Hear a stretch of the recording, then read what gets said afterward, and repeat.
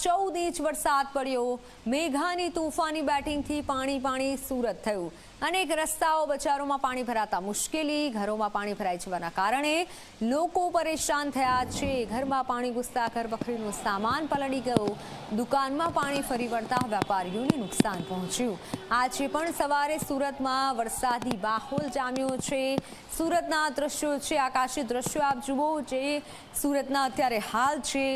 વરસાદી પાણી ભરાતા લોકો મુશ્કેલીમાં મુકાયા છે। ઘણા લોકોનું રેસ્ક્યુ કરવામાં આવ્યું હતું, ઘણા લોકોની મદદ પહોંચાડાઈ રહી છે, પરંતુ આપ દ્રશ્યો જુઓ કે જ્યાં કેડસમાં પાણી ભરાયા છે, ક્યાંક દુકાનમાં પાણી ઘૂસ્યા છે, જેથી માલસામાનને પણ મોટા પ્રમાણમાં નુકસાન પહોંચ્યું છે, પરંતુ આ સમયે સ્થાનિકોએ ખૂબ મદદ પહોંચાડી છે લોકોને।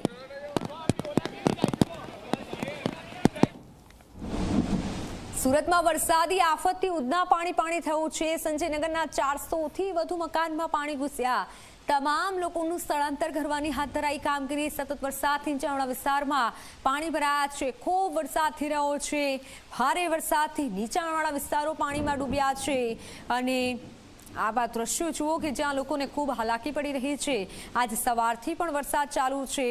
સંજયનગરના 400થી વધુ મકાનમાં પાણી ઘૂસી ગયા છે। તો સુરતથી સંવાદદાતા પ્રશાંત જોડાઈ ચૂક્યા છે અને તમામ જે માહિતી આપણી સુધી પ્રશાંત પહોંચાડશે। પ્રશાંત, હાલ સુરતમાં શું પરિસ્થિતિ છે? કારણ કે જે દ્રશ્યો સામે આવ્યા છે, લોકોને ખૂબ હાલાકી પડી રહી છે। લગભગ 400 જેવા મકાનો છે કે જ્યાં પાણી ભરાયા છે, ત્યાંના દ્રશ્યો બતાવશો અમને।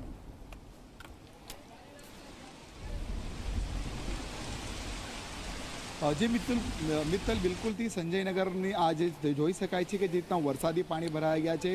400થી વધુ આ મકાનો આવ્યા છે। મહાનગરપાલિકાની ટીમ પણ અહીં આવી પહોંચી છે। લોકોને તાત્કાલિક ધોરણે મકાન ખાલી કરવા માટે પણ જે છે અપીલ જે છે અહીં કરવામાં આવી રહી છે, કારણ જે રીતના સતત ગત રોજથી જે છે ધોધમાર વરસાદ વરસી રહ્યો છે। આજે પણ વહેલી સવારથી વરસાદ યથાવત જોવા મળી રહ્યો છે અને આ જ પરિસ્થિતિ અહીં જોવા મળી રહી છે।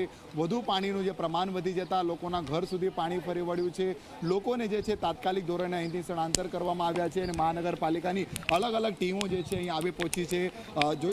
દ્રશ્યમાં જોઈ શકાય છે કે અલગ અલગ ટીમો જે છે હાલ સંજયનગરમાં મહાનગરપાલિકાની ટીમો ગઈ છે અને લોકોને તાત્કાલિક ધોરણે આ મકાનો ખાલી કરવા જણાવી રહ્યા છે। મનપાના ડેપ્યુટી કમિશનર પણ અહીં ઉપસ્થિત છે। મેડમ, પાણી ભરાઈ ગયા છે, કઈ રીતના આખી વ્યવસ્થા કરવામાં આવી રહી છે? હાલમાં અત્યારે મીઠી ખાડીના લેવલના લીધે અહીંયા સંજયનગરમાં પાણી ભરાયા છે, એટલે અત્યારે અમારી હેલ્થની અને એન્જિનિયરિંગની ટીમ તમામને અને એડમિનની ટીમ તમામ અત્યારે એમને રેસ્ક્યુ કરવા માટે ભીમનગર સ્કૂલ પર અત્યારે અમને બધાને શિફ્ટ કરી રહ્યા છે। ત્યાં એમના માટે મેડિકલ ટીમ અને ફૂડ પેકેટની વ્યવસ્થા અને બાકીની જે કંઈ એમને શેલ્ટર માટે જે કંઈ જરૂરી વ્યવસ્થા છે તે તમામ કરી દેવામાં આવી છે। ઓલમોસ્ટ અત્યારે 21 જેટલા લોકો શિફ્ટ થઈ ચૂક્યા છે।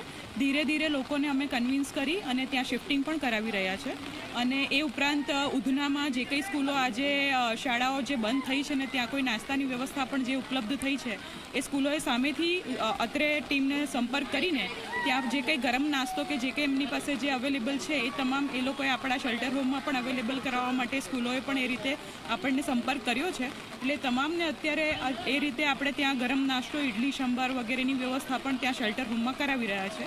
એટલે હાલમાં લોકોનો પણ એવો કોઈ પરિસ્થિતિમાં અમારી સાથે સહકાર જોડાયેલો છે। એટલે હાલમાં અમે તમામને કન્વિન્સ કરીને તે સ્કૂલમાં તરત શિફ્ટ થાય અને ત્યાર પછી ખાડીનું લેવલ જેમ મોનિટરિંગ કરી રહ્યા છે, જેમ આપણું ખાડીનું લેવલ ઉતરશે તેમ ઝડપથી એની સફાઈની અને સાથે સાથે એમના પાણીના નિકાલની વ્યવસ્થા તુરંત જ હાથ ધરીને એ લોકો પોતે પોતાના અત્યારે વસવાટ સુધી તરત આવી શકે એ પ્રમાણે એની પ્રિપેર્ડનેસ પ્લાન પણ અમે અત્યારે રેડી કરાવી દીધો છે।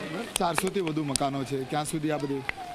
હાલમાં અત્યારે ખાડીનું લેવલ જ્યાં ઉપરવાસમાં વરસાદ છે અને ઉપરવાસના વરસાદના પાણી પણ અત્યારે ખાડી લેવલ પર આવી રહ્યા છે, એટલે એ ખાડીનું લેવલ જેમ આપણા ઝડપથી ઉતરે તે પ્રમાણે તરત જ હેલ્થ એન્જિનિયરિંગની ટીમ સાથે મળીને પાણીનો નિકાલ અને સાથે સાથે એની સફાઈ ઝુંબેશ હાથ ધરીને એ તમામ જે લોકો અહીંયા રહે છે એ લોકોને પોતાના સ્થળ પર પાછા સ્થળાંતર થઈ શકે એની સંપૂર્ણ વ્યવસ્થા રાઉન્ડ ધ ક્લોક આપણે 24 કલાક આપણી ડ્યુટી સ્ટાફ સાથે આપણે રેડી કરાવી। જી બિલકુલથી દ્રશ્યમાં જોઈ શકાય છે 400થી વધુ આ મકાન કહી શકાય। કેમેરામેનને હું બતાવવા માંગીશ અહીં જે અંદરના જે દ્રશ્ય જે છે લોકોના ઘરો સુધી પાણી ફરી વળ્યું છે। 400થી વધુ મકાન જે છે, લોકો જે છે અહીં છે કામ ધંધે અહીં જઈ શકતા નથી।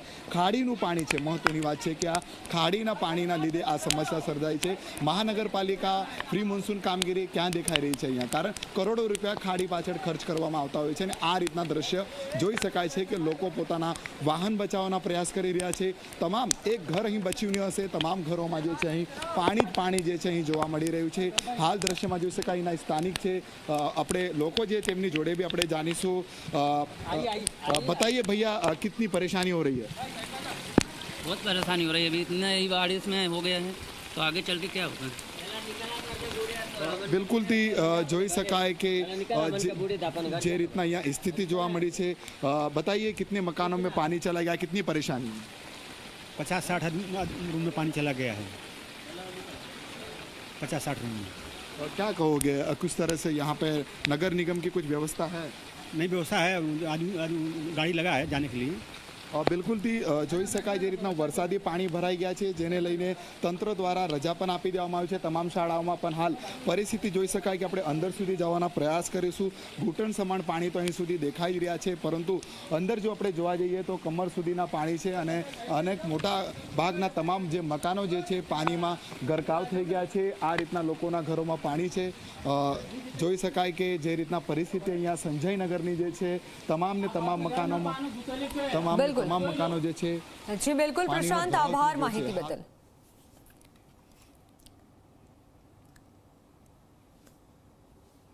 તો હાલ સમાચારોમાં સમય થયો છે વિરામનો. આપ જોતા રહો ઝી 24 કલાક.